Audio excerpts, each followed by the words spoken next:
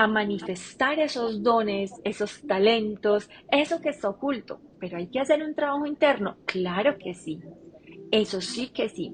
Entonces, volvemos ahí a ese punto a ver la niña de 5 años, donde estamos en pleno desarrollo, donde entre los 5 y los 7 años nuestra memoria está almacenando el porcentaje más alto que almacenamos en toda la vida.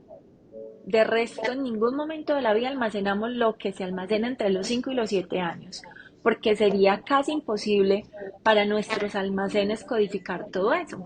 Claro. Ahí llega ese otro desafío de la niña. En medio de estar viviendo esa situación de etapa escolar, de entrar a ese preescolar, que es ese salto cuando uno dice, bueno, ya voy a empezar a ser un poquito más grande, ¿cómo asumo esta situación de mi figura materna, de esa compañía, de ese referente y no está? Y además dicen, saquen esa niña de aquí, no la quiero ver. Y aparte de eso también se presenta otra situación que es muy fuerte y muy dolorosa. Entonces era la niña que estaba en medio de decir acompañada, contenida, amada, en ese disfraz que le ponemos para evadir todo esto. No, la familia la contiene, la ama y es así. Pero en medio de eso también hay maldad y hay momentos que nos generan aún una huella más y más profunda. Y esas heridas del alma, si no las asumimos, cada vez se van a hacer más hondas. Y aquello que se tapa jamás sana. O como Pues dirían los abuelos, se zancocha. sí, Ay, es exactamente eso lo que decíamos al principio.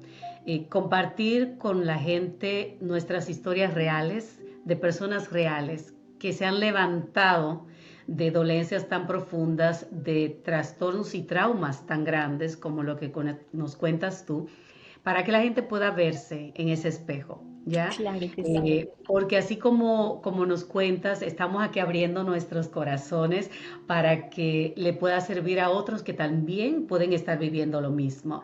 En cuanto a esas 5 heridas de la infancia de las cuales hemos estado hablando en las semanas pasadas, eh, yo en mi análisis personal también puedo darme cuenta de que tengo muchas de ellas, pero hay una que predomina y es la herida del abandono. Esa niña que queda abandonada de 6 meses por su papá, ¿ya? Que luego crece con una madre que en su interior también se siente abandonada desde su infancia, que viene arrastrando sus traumas y que físicamente está, pero emocionalmente no está. Entonces, esta nena crece abandonada por una madre que está viviendo su propia historia, que está en otro mundo, y entonces esta niña igual, ¿cómo le explicas que estás queriendo un abrazo? ¿Cómo le explicas a esta niña el escuchar de la madre decir dentro de todos sus traumas, no debiste haber nacido? ¿Sí? ¿Cómo le explicas? Recuerdo un día que decía yo en mi interior, así toda niña, porque yo solía salir corriendo y llorar y abrazarme en un rincón y eso me consolaba, ¿no?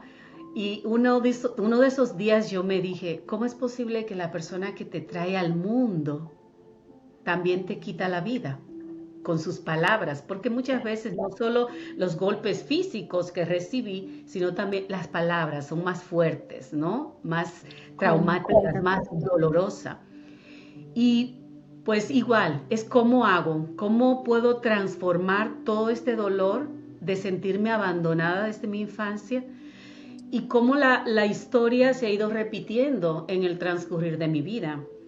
Y especialmente tú que sabes, ahora que perdí a mi esposo por su fallecimiento, esa herida se ha revelado de una forma tan drástica en la que he podido ser consciente de que sigue viva mi herida de abandono, porque ha sido tan doloroso el sentir que ahora estoy sola. Seguimos en ese entrar en nuestro interior y trabajar en eso, en sanar eso. ¿Qué hago? ¿Cómo lo hago? ¿Cómo me ayudo? Y te vas involucrando igual. nos vamos dando cuenta que en el pasar de los tiempos todavía queda algo. ¿Cómo lo podemos trabajar, Vivi? Y siempre quedará.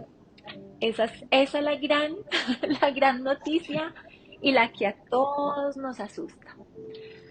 La gran pregunta siempre es y será, ¿cómo hago? Ujú. Yo he optado por esta respuesta. El cómo no te lo puede dar.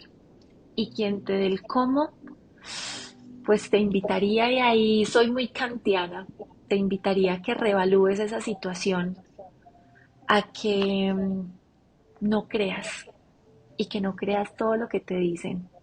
Y también esa es la invitación a que no crean nada de lo que yo estoy diciendo, Ujú. porque un conocimiento que no se reevalúa de nada sirve. Si no se encarna, sigue siendo teoría y teoría hay en todas partes. Ujú. Entonces, ese cómo es Ujú. una respuesta que se da precisamente cuando hacemos el proceso de autoindagación. Ese cómo es personal. ¿Por qué? La conciencia tiene diferentes niveles. Hay 4 niveles de conciencia y no todos estamos en ese mismo nivel, ni estamos todo el tiempo, porque de hecho me gusta llamarlo de esta manera. Es una danza permanente entre la vida, la conciencia y la trascendencia. A veces estamos en un nivel más arribita, otras veces volvemos a caer, más lo Sí. importante es volver a levantarnos. Cuando hablamos de ese cómo, y ese cómo normalmente, casi todos mis pacientes llegan es, pero ¿cómo? Dame el cómo. Y siempre mi respuesta es, yo no te puedo dar el cómo. Te voy a ayudar para que tú conectes con tu cómo. Y ese cómo también se lo dejamos a la trascendencia, a ese ser superior, a ese Dios, a esa fuente, a ese universo, como para cada persona esté bien llamarlo.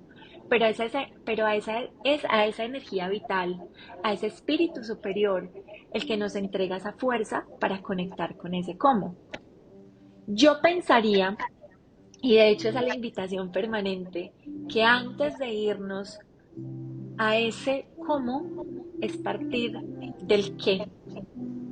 Cuando tenemos en claridad eso que deseamos, lo podemos Ujú. hacer en libertad. Y el cómo, te lo aseguro, ahí sí, eso sí créemelo, ese cómo lo abre Dios. Más Nada es más. muy importante tener en claridad el qué, pero ese qué aparece cuando nos rendimos al aprendizaje, cuando bajamos esas armaduras, cuando bajamos esa resistencia de creernos o de crear un mundo perfecto que no existe, porque todos los seres que estamos aquí en la Tierra estamos transitando un aprendizaje, estamos viviendo un desafío, aquí no hay una vida perfecta, aquí no hay nadie que tenga la vida resuelta, porque quien ya la tiene resuelta, pues ya está listo para trascender, porque este cuerpo ya se le quedó chiquito, pero jocosamente lo digo, todos los terricolitas que habitamos Ujú. este hermoso espacio, esta hermosa escuela llamada Tierra, estamos cursando una materia pendiente que nos va a llevar a ese regalo y a esa conexión, a descubrir esa fuerza tan hermosa que es el amor. Pero hay que transitar muchas otras, como el perdón, que es fundamental, porque solamente cuando podemos perdonar nos bajamos esa densidad que viene del pasado. Y sí o sí hay que volver al pasado, hay que volver a nuestras raíces, hay que parar para avanzar, porque si no miramos de frente ese verdugo, esa herida, ese miedo que estaba acechando, pues va a ser imposible quitarle la máscara, porque ¿cómo sanamos aquello que nos pasamos negando? Es Exacto, imposible. imposible. Y como Sí, bien dice, o sea, nos vamos formando toda una armadura, completamente. porque recuerdo yo en mi caso particular, cuando entré a la universidad, la Facultad de Humanidad para mí fue lo máximo, porque ya ves que a uno lo primero que le enseñan es que primero tú, segundo tú, tercero tú, cuarto tú, quinto tú y siempre tú, ¿no? Y entonces para mí eso fue wow. O sea, yo soy importante, yo me tengo que cuidar, yo me tengo que amar.